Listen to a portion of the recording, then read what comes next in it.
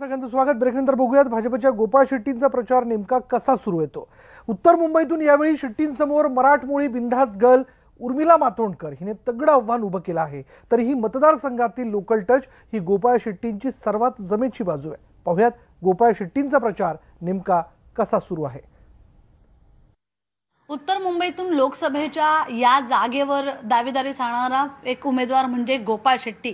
सकाळी रोज 9 वाजता निघायचं आणि वेगवेगळ्या मतदारसंघातल्या भागांना खरं तर भेटी द्यायच्या, लोकांना भेटायचा असा त्यांचा दिनक्रम। आता आपण पाहतोय की त्यांची तयारी चालली आहे बाहेर पडायची। आज त्यांच्याबरोबर डे विथ लीडर करणार आहोत आणि त्यांच्याबरोबर फिरणार आहोत। एकंदर कशा पद्धतीनं लोकांकडे मताची ते मागणी करतात हे आपण बघणार आहोत। त्यामुळे त्यांचा आता हा दिनक्रम सुरू होतोय।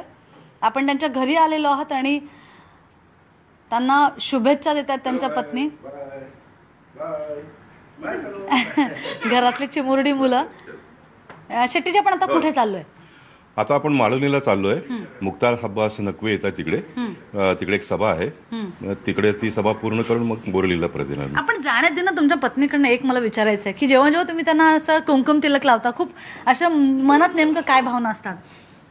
क्या आपकी मन में वो भावनाएं होती जब आप उनको जो तिलक लगाती है? वो शुभ कार्य में हम लोग ऐसे लगाते हैं, इसके लिए नहीं हर बार जब लगाती तो ऐसा लगता है कि अभी जीतेंगे अभी जीतेंगे। हाँ, जीतेंगे कर मन होता है।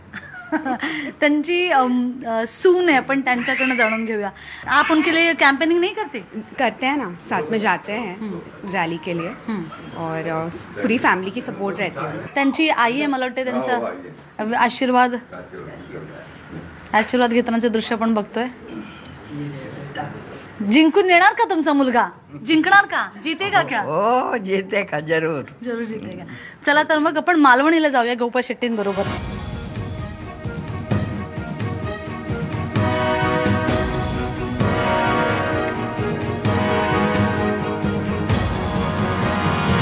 शेट्टीजी आपण चाललोय मालवणी भागात, जो मुस्लिम बहुल भाग आहे। तुम्हाला ती मतं कशी मिळते, म्हणजे काय कारण आहे, कशी मिळते? हे बघ, 2014च्या निवडणुकीतही मला मुस्लिम एरियामधून मतं मिळाली। मी ज्या नगरसेवक म्हणून लढत होतो किंवा बोरिवली विधानसभेतून लढलो, तिथे मुस्लिम मतं मला आधीपासून मिळत होते। इन बल्क मिळत नव्हते हे मान्य मला, पण काही मतं मिळत होती। तसंच मालवणीला मागच्या वेळी काही मतं मिळाली आणि मतं मिळाल्यानंतर मग सतत मी 5 वर्ष काम करत राहिलो तिकडे। काम केल्यानंतर अनेक लोकांना सोबत जोडलंय मी। आणि म्हणून हे बघा, देशाला आपल्याला सर्व लोकांना जोडायचं तर वी शुड कुछ पाने के लिए कुछ खोना पडता है। तर आपण माझ्या पक्षाच्या नेतृत्वाने 1952 पासून संघर्ष करून करून करून ह्या पक्षाला इतका मोठा केला आहे। ॲट अ ग्लान्स आपल्याला कोणी मिळणार नाही। आपण भरपूर कामं केली असणं, आपण खूप प्रामाणिक असणं, आपण खूप परिश्रम करत असलो तरी नॉट नेसेसरली सर्व समाज सगळेच तुम्हाला मत देतील असं काही जरुरी नाही आहे। पण आपला प्रयत्न सतत आपण करत राहायला पाहिजे। की त्यांना एकगठ्ठा मतं अशी मिळतात असं नाही, पण काही पॉकेट्समध्ये नक्की मिळतात। तर ती काही पॉकेट म्हणजे कोणते नेमके ते बघूया। चला, आप देख रहे हैं जनाब फारूक आजम साहब मौजूद हैं, जनाब मुख्तार अब्बास नकवी साहब, गोपाल शेट्टी साहब का, और जनाब इस पर जोरदार तालियां, जोरदार तालियां।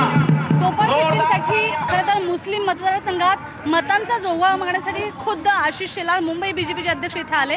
थेट त्यांच्याकडे जाऊन घेऊया, कोणत्या बेसिसवर वाटतं की इथली मतं ही बीजेपीला मिळू शकते? जो जनतेचं काम करतो, जो रोज लोकांना भेटतो, जो रोज लोकांची दुःख आपली समजतो, त्या दुःखांसाठी संघर्ष करतो, असा उमेदवार या मतदारसंघामध्ये गोपाळ शेट्टी सोडून कोणी नाहीच आहे।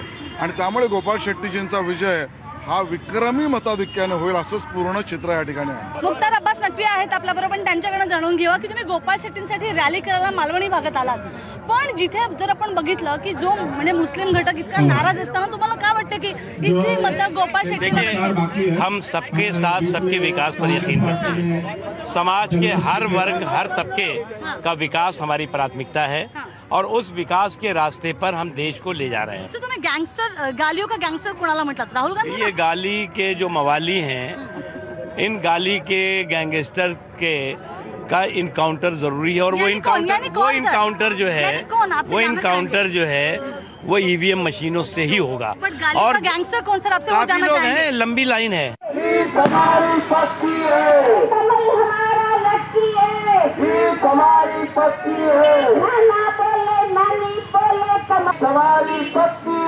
चाचा बोले चाची बोले कमल हमारा लक्की है, मुन्ना बोले मुन्नी बोले कमल हमारा लक्की है,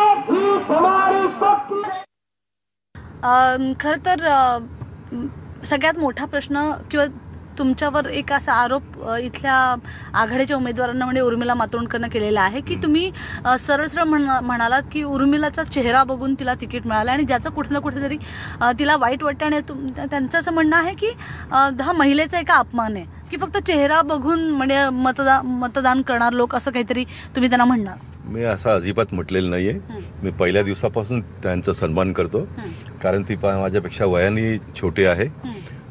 मी 27 वर्ष प्रतिनिधी जीवनामध्ये काम करतो. माझ्यावरती 4 आरोप ती लावू शकते परंतु शी इज ब्लँक. तिच्याबद्दल मी काही बोलणं हे बरोबर नाही. आणि एक महिला आहे त्याच्याशिवाय ती एक सेलिब्रिटी आहे. तिचा एक वर्ग आहे म्हणणारा आणि ते वर्ग मलाही मानतात. हां म्हणून मी असं म्हटलं होतं का लोकांचं असं म्हणणं आहे का उर्मिलांचा आम्ही चेहरा बघू आणि गोपाल शेट्टींचं काम बघू आणि आम्ही ठरवू कोणाला मतदान करायचं म्हणून. This was a comment from the general public. मला असं म्हणण्याचं काय कारणच नाही. कारण सगळ्यात जास्त मताधिक्याने निवडून येणारे खासदार म्हणून गोपाळ शेट्टींचं मागच्या निवडणुकीनंतर त्यांचं नाव आहे आणि अशात पुढे नेमकं काय होणार आहे. आता आपण मायनॉरिटी संदर्भात जे काम करणारे लोक आहेत त्यांनाच भेटायला चाललो बरोबर ना. तर त्याच्यामुळे बघूया तिकडे काय प्रतिसाद आहे आणि कारण त्यांचा हा दिवस हा तिथेच संपणार आहे प्रचाराचा कारण 10ची ही डेडलाईन आहे. त्यामुळे चला